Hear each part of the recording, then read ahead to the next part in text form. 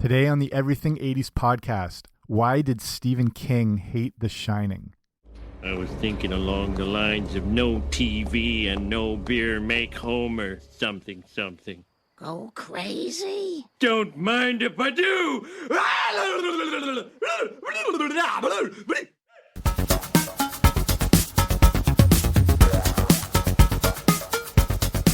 Hey guys, what's happening? Welcome back to the Everything 80s podcast. I'm Jamie. Thanks for coming on out today. And we are looking at what is one of the most iconic and influential movies ever made in The Shining. And honestly, one of my favorites, if not my favorite movie ever now. It's if you've seen The Shining, you know this sort of like impact it can have on you that sort of draws you back to continue to watch it and how deep this movie actually goes. But the big thing is why the author of the book, The Shining, Stephen King, hated the movie version. So we're going to look at everything to do with that. But before we start, if you haven't already, make sure you subscribe to the podcast wherever you find your podcasts. I should be in every place possible right now. Okay, let's take a look at why Stephen King hated The Shining. So with the coming release of the new Dr. Sleep movie, which is essentially a sequel to The Shining, I thought it was worth looking, back on this whole issue of how the legacy of The Shining, but then this idea, with Stephen King actually hating the whole thing. So in case you haven't seen the movie, honestly, stop right now and go watch it. Do not come back to this podcast until you have seen this movie, ever.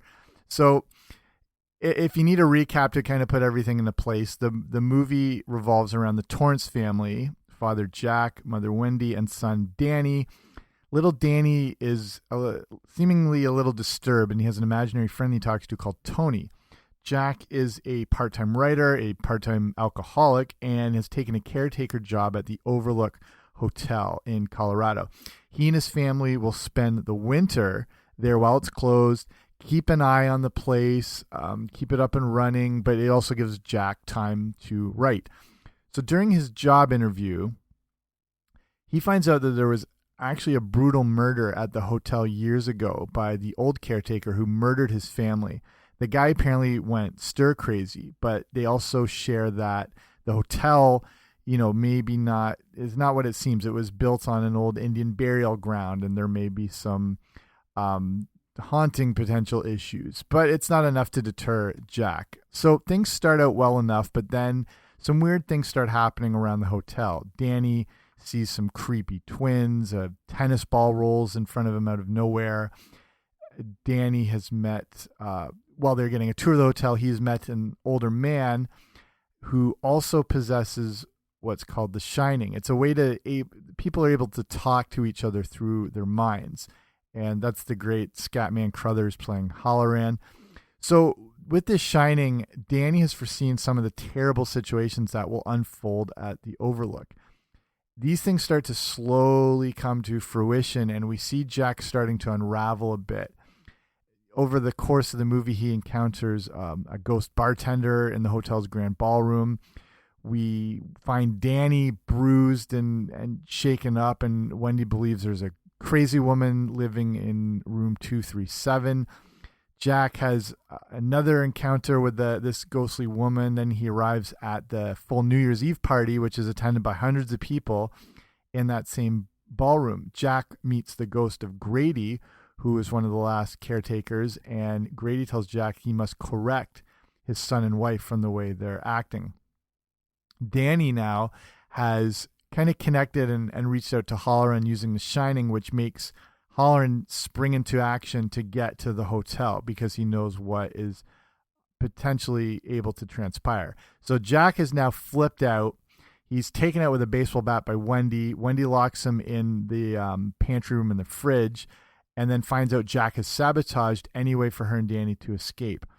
We eventually get to, the famous red rum scene and Jack chopping down the bathroom door to get to Wendy. Halloran shows up. Oh, spoilers here, just in case I didn't mention that before. Halloran shows up only to be murdered by Jack, who then pursues Danny through the winter night in the outdoor hedge maze. Danny is able to outfoil his dad, who eventually succumbs to the elements. Wendy and Jack escape, and our last shot shows a group picture in the ballroom taken in 1921, and right front and center is a picture of Jack in it. Okay, so looking at getting this movie put together. So the original book is written in 1977. The movie was developed by Stanley Kubrick and novelist Diane Johnson. So with just some of the details, it was mainly filmed in England, and one of the big things was they filmed at Elstree Studios, which is where they did a lot of Star Wars. They also made use of a new technology called the Steadicam, which allows for more immersive shots, and it brings you deeper into the scene. And you've probably seen these now because they're commonplace in everything, especially in sports. But this was pretty much brand new at the time. So with the Steadicam, they can walk through scenes, keeping the camera exactly steady. There's no sort of bumping or distortion or anything like that. So it can sort of effortlessly glide through. And again, it allows for more immersion into the picture and the image and the scene and whatever that is. So again, commonplace now, but at the time it created a new dynamic that people hadn't seen in movies before. And the movie was released on May 23rd, 1980. And like a lot of classics do, it came out to some mixed reviews, besides Stephen King's. It ended up making around $44 million against a budget of $19 million, which that budget had grown crazy out of control apparently, but it was still a decent moneymaker. And again, like it took years for the impact of The Shining to better resonate with people. When you see it for the first time, it does make an impact, but obviously as the years have gone by, people have seen more and more of the genius into it and more of the deeper themes and everything. And now obviously considered one of the most influential and greatest horror movies and regular movies ever made. It's got many iconic moments that have become part of pop culture, and most everyone knows some of these specific scenes and lines, even if they've never seen the movie, including, Jack Nicholson saying, "Here's Johnny," when he looks through the door after he chops it, which he improvised apparently. That whole idea of red rum, everyone's usually familiar with that. The elevators of blood, people know that image. The creepy twin girls sing "Hello, Danny" and "Won't you play with us?" Everyone, even if you haven't seen the movie, you know these pretty well. So a few other fun facts regarding the movie, things I didn't know till researching it more. Also up to play the role of Jack, Robert De Niro, Robin Williams, and Harrison Ford, which is very interesting. And it's amazing to picture what this movie would have been like with any of these actors, and I actually can see all of them working really well, especially Robert De Niro. I think he would have worked perfectly. All of them. Harrison Ford can play that perfect, kind of controlled insanity as he descends into chaos. And then Robin Williams, that would be pretty crazy to picture what he would have done with this. And again, I think he would have captured it well. So Stephen King, though, didn't like any of those choices, and actually wasn't too fond of Jack Nicholson playing the role of Jack Torrance, but we'll get to that in a bit. So let's look at very quickly some of the themes of The Shining, because if you have 8,000 hours free, you could start pouring through all the books, essays, videos, blogs that discuss the various themes of The Shining. If you've seen the documentary Room 237, you know how deep people have gone with the themes and the true intent of what this movie was, and how off the rails fans can get regarding things like this. Watch that I've watched that a few times, and it's pretty insanely deep. But when it comes to The Shining, you probably, if you're a fan of the movie, you've probably heard of or are familiar with some of these themes. So one of the big one was the purpose of this movie was to show the destruction of the Native American by the white man, basically, and the decimation of the people, because there's references within the movie regarding, the Native American burial ground, as well as a lot of Native American motifs throughout the movie, and a lot of specific artwork and imagery. And the movie is, playing to the horrors that happen to the Native Americans. The other theme, or another theme, was the movie being an admission of guilt because Kubrick was involved in helping to fake the moon landing. The use of Room 237 specifically, and why that's noted of all numbers, is because the moon is around 237,000 miles away from Earth. And then with some of those scenes, we see specifically Danny wearing an Apollo spaceship sweater. I mean, obviously that one's a stretch. Other themes, the movie dealing with the Holocaust. The other themes, the usual battle between good and evil that exists in every person. The power of the mind, and everything that happened in the hotel was a figment of their imagination. There's themes that the movie's looking at: the crisis of masculinity, sexism, racism, and corporate America all into one thing. Again, we could be here for days. Just things with like, are there the questions regarding if all those encounters in the movie are really ghosts, because every time Jack sees them, he's looking in a mirror. Watch this through the movie. There's always a mirror when he's having one of these encounters. But then again, this just could reflect the internal struggles of Jack and the opposition to himself that are occurring internally and psychologically. Okay, here, bear with me on this one. This is deeper, but this is probably one of the best interpretations of The Shining and what the imagery and symbolism all means. And it's taken from a YouTube video, a channel I just recently stumbled across by a guy named Max Darrett, which I think is one of the best interpretations I've seen. And so it starts with this idea of the Red Book, which is an actual book by Carl Jung. And in the scene when Jack is interviewing for the job, there's a red book that is sitting on the desk in the room. When he comes in, it's sitting like lined up with the other papers under it. When there's a shot behind the desk, the book is now twisted at an odd angle, which makes it seem like you're supposed to notice it. And again, if you know anything about Kubrick, there are no shots or scenes in a movie or any of his movies that are left to chance. Everything you see is there for a reason. And he'll specifically mess up shots just to kind of mess with the idea of continuity. Like he'll have a chair in the background of one shot, then when it cuts back, the chair's gone, then it's there again.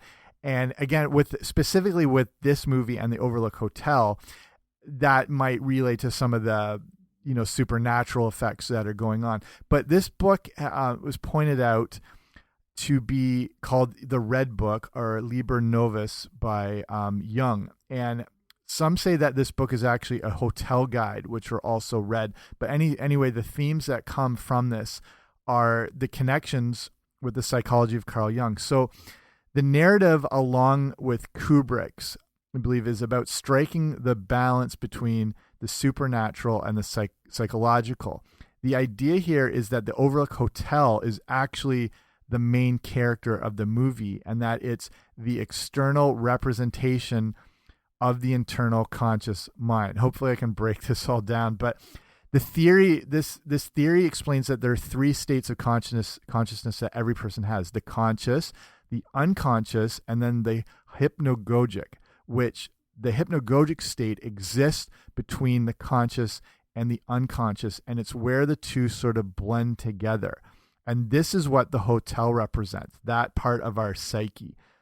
The Overlook is in this hypnagogic state in that it bleeds together the contents of your unconscious and the collective unconscious of humanity.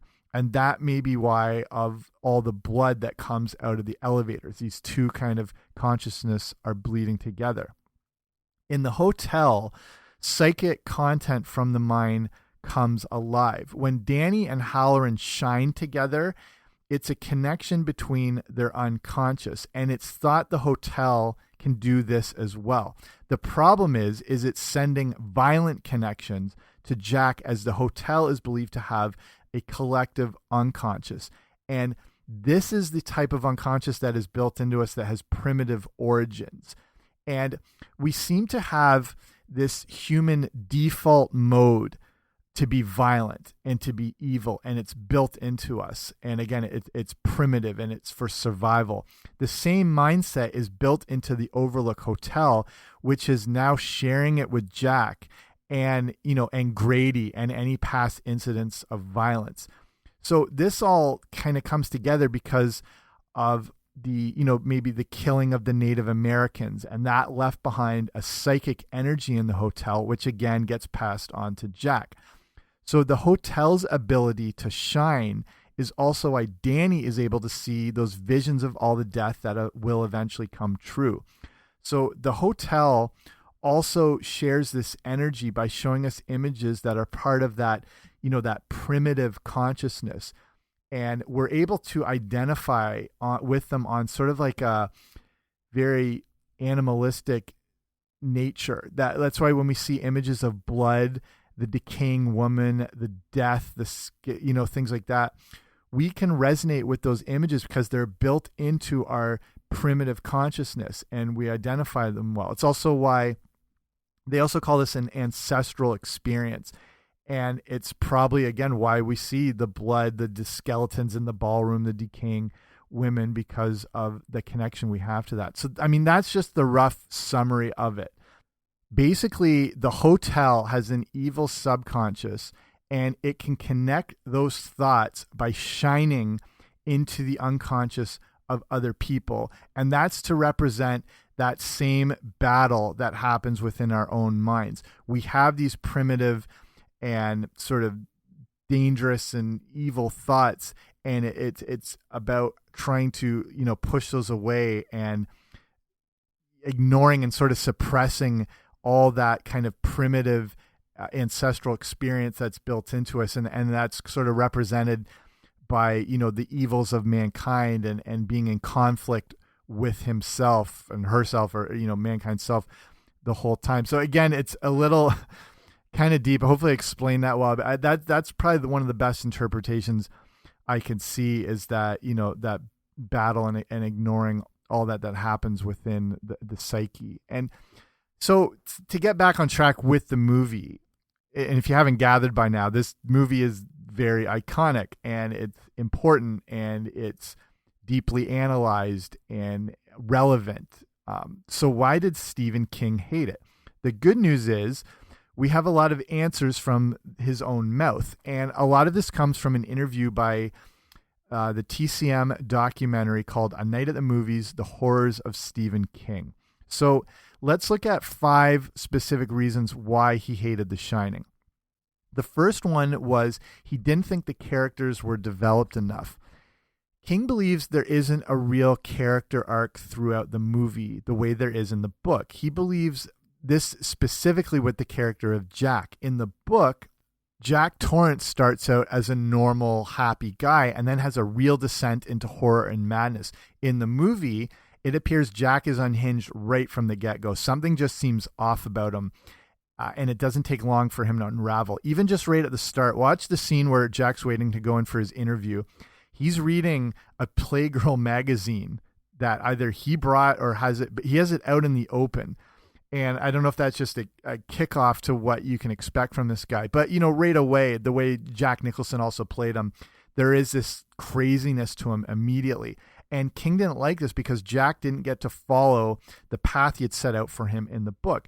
Basically, Stephen King's Jack is about the journey into the anger of a man, and Stanley Kubrick's Jack represents the evil of mankind. Again, like getting back to those themes we just discussed about the battle internally between the subconscious and the unconscious, and living kind of in that middle state and, not letting one get too much hold of you. So I understand this point for sure, but this is always going to be the issues in a feature film. They've got around 2 hours to tell the story and not a lot of time to devote to character development. If this is a 10-part Netflix series, you can fully flesh out the characters. In the movie, you've got to get things moving pretty quickly because there's a lot of other story to tell. And to me, anytime you go into a movie based on a book, you have to think of it as an adaptation rather than a recreation of that story, because and this is probably the best thing you can do to enjoy each thing as its own separate entity. The classic thing of like, it's not as good as the book or whatever, you have to stop looking at it that way.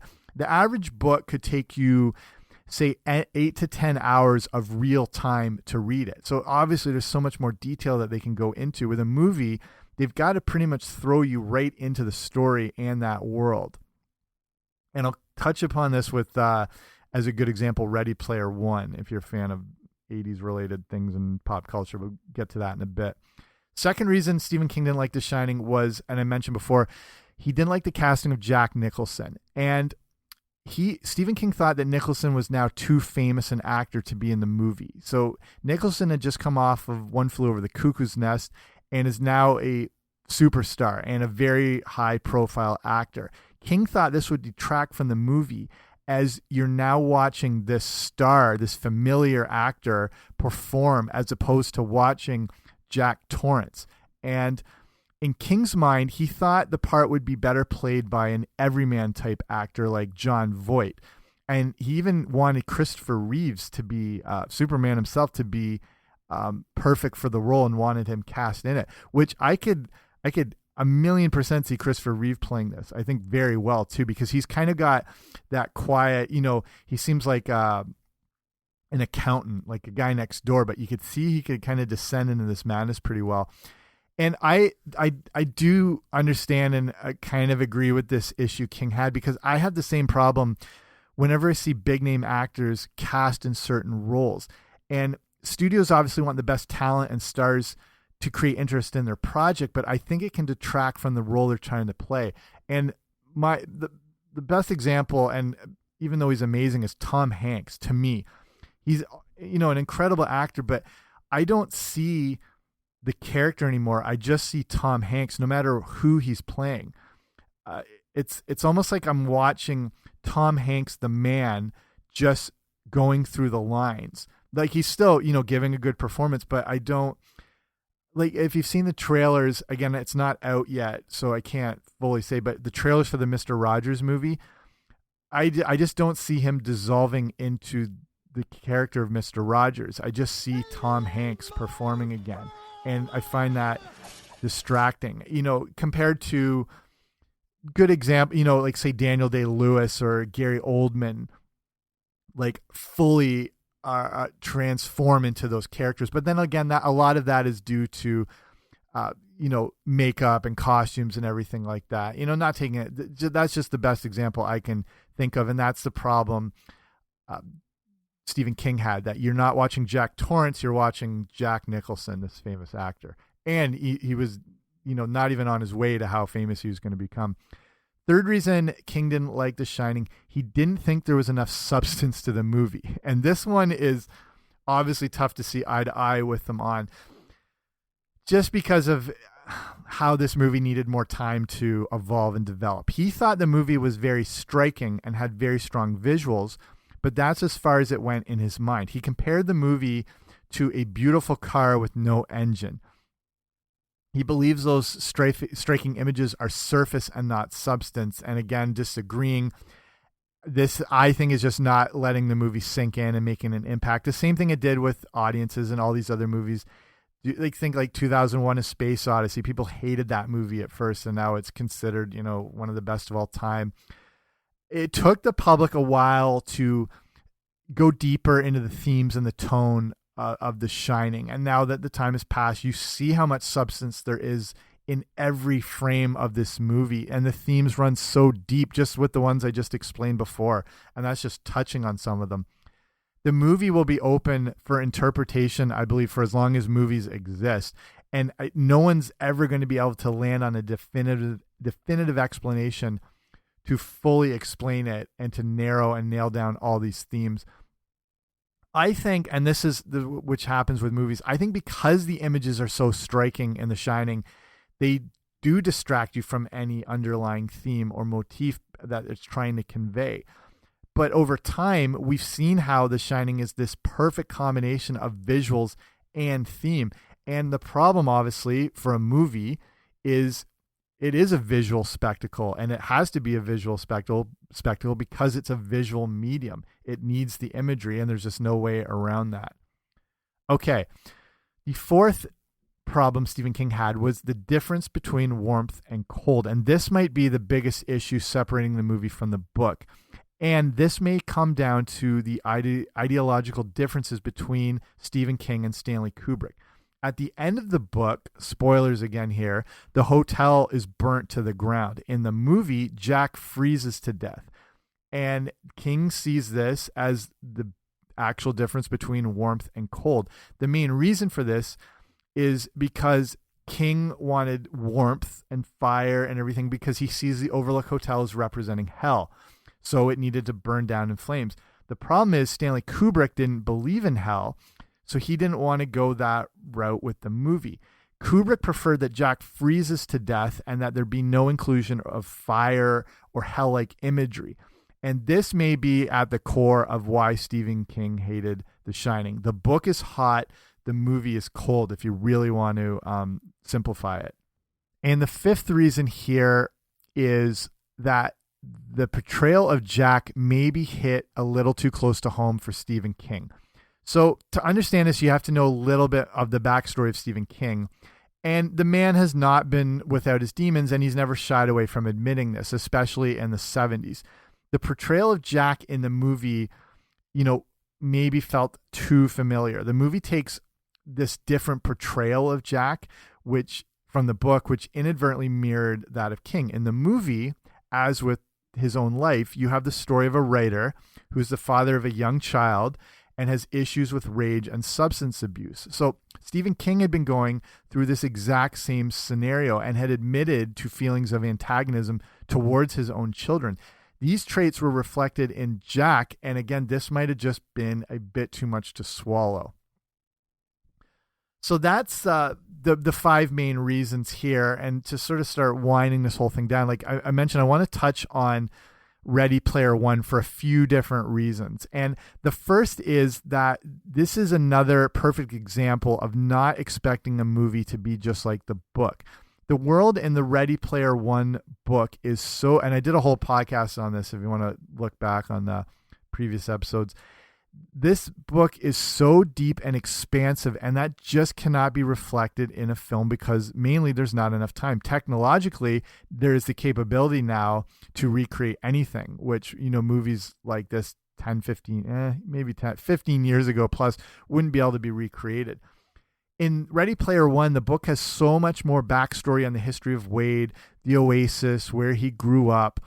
It would take up almost an entire movie just to go through the story without anything being able to play out, compared to like say a Netflix series where, say, Stranger Things as an example is a good length of time to go deeper into the characters and the backstory. But with a feature film, it's just not possible. So movies like these are best enjoyed when you see them more as capturing the spirit of the book.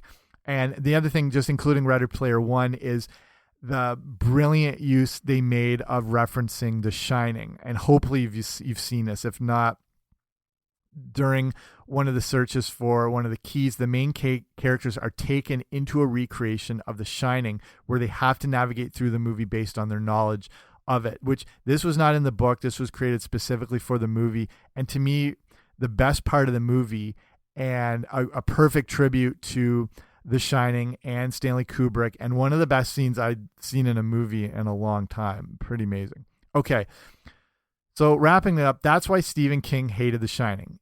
He brings up a few good points, but I have to respectfully disagree with his overall interpretations of this movie.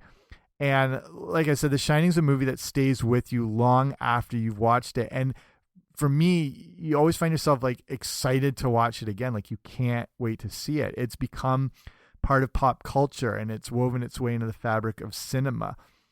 Stanley Kubrick was able to take this story in a completely different direction from an already amazing and famous book, but create a whole new narrative that wasn't found in that book, which is awesome too. And again, that speaks to his genius and everything like that.